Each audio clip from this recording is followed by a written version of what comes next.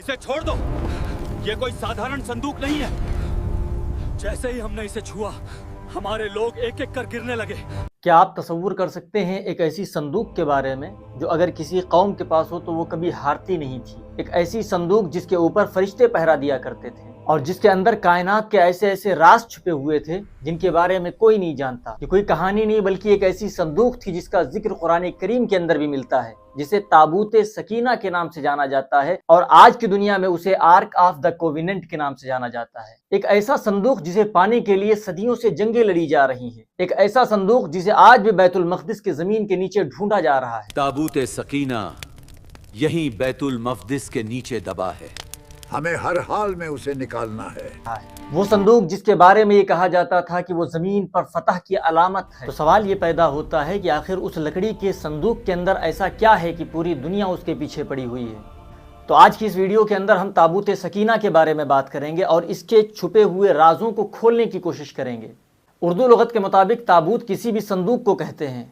ये ताबूत सकीना ये शमशाद की लकड़ी से बना हुआ था और इसके अंदर और बाहर सोने की परतें चढ़ी हुई थीं।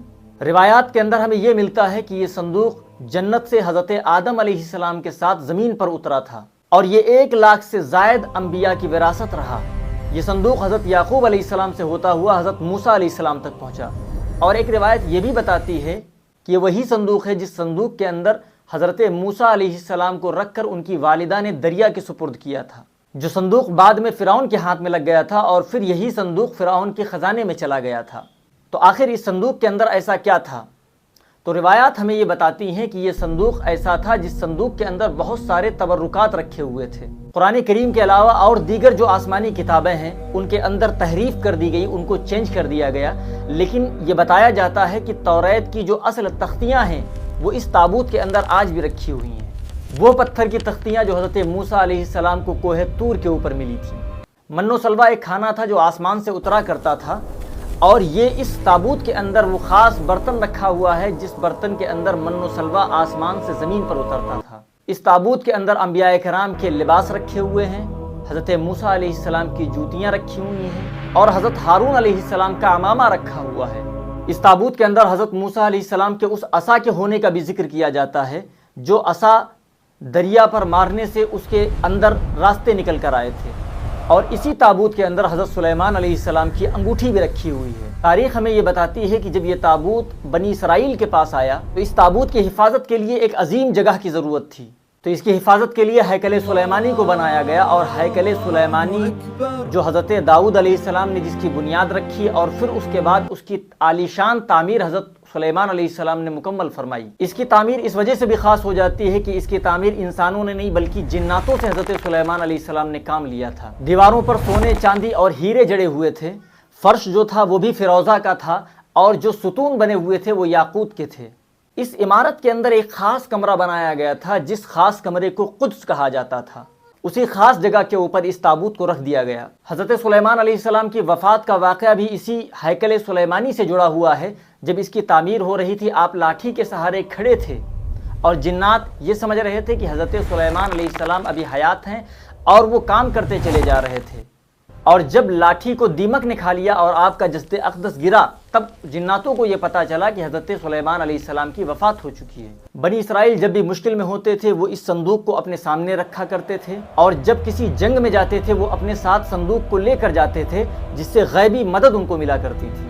लेकिन जब बनी इसराइल अल्लाह की नाफरमानी करने लगे और सरकशी करने लगे फिर अल्लाह का अजाब आया।